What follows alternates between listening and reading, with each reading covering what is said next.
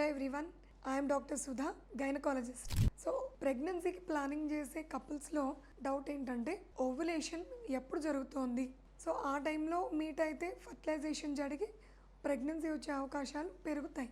So ఈ ovulation అనేది ఏ రోజున జరుగుతుంది ఇది తెలుసుకోవాలంటే ఫస్ట్ ఆఫ్ ఆల్ మీరు మీ పీరియడ్స్ని ట్రాకింగ్ చేసుకోవాలి. అంటే ఎవ్రీ మంత్ ఎప్పుడు వస్తున్నాయో క్యాలెండర్లో నోట్ చేయాలి. సపోజ్ ఒక లేడీకి ఎవ్రీ 28th డేన పీరియడ్ మొదలవుతోంది. అటువంటి ఆవిడకి 14th డేన ఓవులేషన్ జరిగే అవకాశాలు ఎక్కువ. అంటే ఎప్పుడు కూడా పీరియడ్ నుంచి ఒక 14 days ముందు రోజు పెట్టుకుంటే ఆ రోజు ఓవులేషన్ అయ్యే ఛాన్సెస్ ఉంటాయి. సో ఈ విధంగా రెగ్యులర్గా పీరియడ్ వచ్చే వాళ్ళకి ట్రాక్ చేయొచ్చు. మరి ఇర్రెగ్యులర్గా వచ్చే వాళ్ళ సంగతి ఏంటి అంటే ఒక లేడీకి ఒక నెలలో 25 daysకి పీరియడ్ వస్తే ఇంకో నెలలో 30 daysకి రావచ్చు, ఆ తర్వాత నెలలో 35-40 daysకి రావచ్చు. మరి ఇలాంటి వాళ్ళకి మనం ఎలా చెప్పగలం? సో ఇలా ఇర్రెగ్యులర్ పీరియడ్స్ ఉన్న వాళ్ళకి చెప్పడం కష్టం అండి. అసలు ఇంకా చెప్పాలంటే వీళ్ళకి ఓవులేషన్ జరుగుతోందా లేదా కూడా మనం చెప్పలేం అన్లెస్ ఆవిడకి స్కానింగ్స్ కానీ టెస్టులు కానీ చేస్తే తప్ప చెప్పలేం. అయితే కొంతమంది స్మార్ట్గా ఉంటారు. వీళ్ళు చెప్తుంటారు, మేడం నాకు లైక్ 14th డేనో 15th డేనో నాకు స్టమక్లో వన్ సైడ్ పెయిన్ వచ్చింది, క్రాంప్స్ లాగా కొన్ని గంటలు వచ్చాయి, తర్వాత తగ్గిపోయింది. సో ఇది కూడా ఓవులేషన్కి ఒక సూచన. కాకపోతే నొప్పి వచ్చిన ప్రతిసారి ఓవులేషన్ అని చెప్పలేము. బట్ ఓవులేషన్ జరిగిన టైంలో కొంతమంది మాత్రం ఆ స్లైట్ మైల్డ్ పెయిన్ని గుర్తించగలుగుతారు. ఇంకొక మెథడ్ ఏంటంటే సర్వైకల్ మ్యూకస్ మెథడ్ అని అంటాం. అంటే ఇప్పుడు లేడీస్ యొక్క ఈ వెజైనా దగ్గర ఉండే వైట్ డిశ్చార్జ్ని గనక ఈ ఫింగర్స్ తోటి టచ్ చేసి చూసుకుంటే ఓవులేషన్ అయ్యే టైంలో వీళ్ళకి థిన్ మ్యూకస్ అంటే ఇంకా క్లియర్గా చెప్పాలంటే ఎగ్ వైట్ లాగా అది లైట్గా స్ట్రెచబుల్గా అవుతుందన్నమాట. ఒక 2 ఫింగర్స్ మధ్యలో ఆ వైట్ డిశ్చార్జ్ పట్టుకుంటే ఇలా లాగినప్పుడు అది స్ట్రింగ్ లాగా సాగడం జరుగుతుంది. సో అది కూడా జస్ట్ 1 or 2 days మాత్రమే వీళ్ళు గుర్తిస్తారు. సో ఈ టైంలో ఓవులేషన్ జరిగిందని గుర్తించవచ్చు. సో ఇవన్నీ కాదు, ఏ టెస్ట్ చేసి గుర్తుపట్టచ్చు. ఒకవేళ మీరు ఇంట్లోనే చెక్ చేసుకోవాలి అని అనుకుంటే LH కిట్స్ అని దొరుకుతాయండి. సో ఇవి మీ ప్రాబబుల్ ఓవులేషన్ డేట్స్ అంటే అప్రాక్సిమేట్లీ ఒక పీరియడ్ స్టార్ట్ అయిన 11th డే నుంచి మొదలుపెట్టి రోజు విడిచి రోజు ఈ టెస్ట్, ఇది జస్ట్ యూరిన్ ప్రెగ్నెన్సీ టెస్ట్ లాగే చేయాలండి. యూరిన్ శాంపుల్లో అది డిప్ చేస్తే ఈ స్ట్రిప్ మీద 1 లేదా 2 లైన్స్ కనబడచ్చు. ఒకటే లైన్ వచ్చిందంటే ఇంకా ఓవులేషన్ అవ్వలేదు.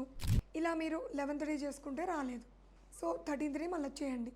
అది కూడా రాకపోతే 15th డే, అలా ఆల్టర్నేట్ డేస్ చేసుకుంటూ వెళ్ళినప్పుడు ఏ రోజైతే మీకు 2 లైన్స్ కనిపించాయో ఆ రోజు ఓవులేషన్ అయింది అని మీరు కన్ఫర్మ్ చేసుకోవచ్చు.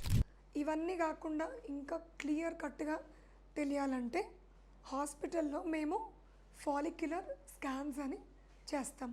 అంటే అప్రాక్సిమేట్లీ 11th డే నుంచి మొదలుపెట్టి రోజు విడిచి రోజు స్కాన్ చేస్తాం. ఈ స్కానింగ్లో ఈ 2 ఓవరీస్ని ఎండోమెట్రియంని కూడా చెక్ చేయడం జరుగుతుంది.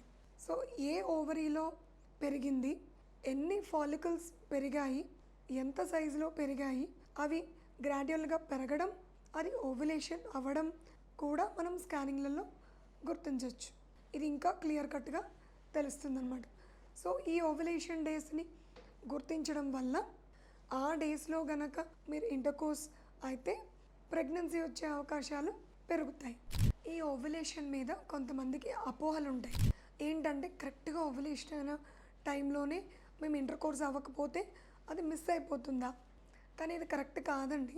ఎందుకంటే ఓవులేషన్ అయిన తర్వాత ఆ ఫాలికల్, ఆ ఓవం అనేది 24 hours అలైవ్గా ఉంటుంది. అండ్ ఇంకొకటి, మీరు ఇంటర్కోర్స్ అయినప్పుడు ఆ స్పర్మ్ అనేది మీ జెనెటిక్ ట్రాక్లోకి ఎంటర్ అవుతుంది. ఈ ఎంటర్ అయిన స్పర్మ్ 48 hours వరకు అలైవ్గా ఉంటుంది.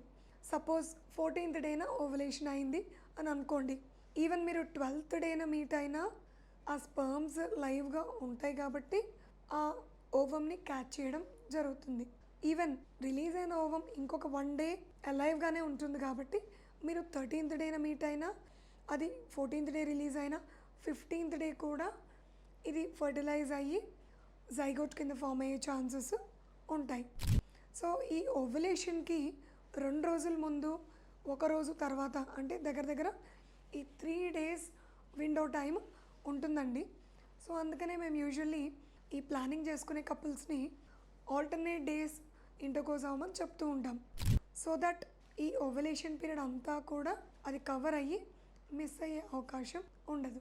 అయితే ఈ ఓవ్యులేషన్ ట్రాకింగ్ అంటే ఫాలిక్యులర్ స్కాన్స్ చేస్తామని చెప్పాను కదా. ఈ స్కాన్లలో కేవలం ఫాలికల్స్ మాత్రమే చూడమండి, ఈ ఎండోమెట్రియం అనేది కూడా చెక్ చేస్తాం. ఎందుకంటారా, ఇప్పుడు ఈ రిలీజ్ అయిన ఫాలికల్ ఈ ఓవమ్ స్పర్మ్ తోటి ఫ్యూజ్ అయ్యి అది జైగోట్ కింద మారి చివరికి ఇంప్లాంట్ అవ్వాల్సింది ఈ ఎండోమెట్రియం మీదనే.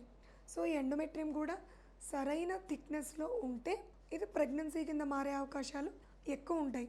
అందుకనే కొంతమంది అడుగుతారు, డాక్టర్ నాకు ఓవ్యులేషన్ అయింది కదా, కానీ ఎందుకు నాకు ప్రెగ్నెన్సీ కన్ఫర్మ్ అవ్వలేదు ఈ సైకిల్లో అని అడుగుతారు.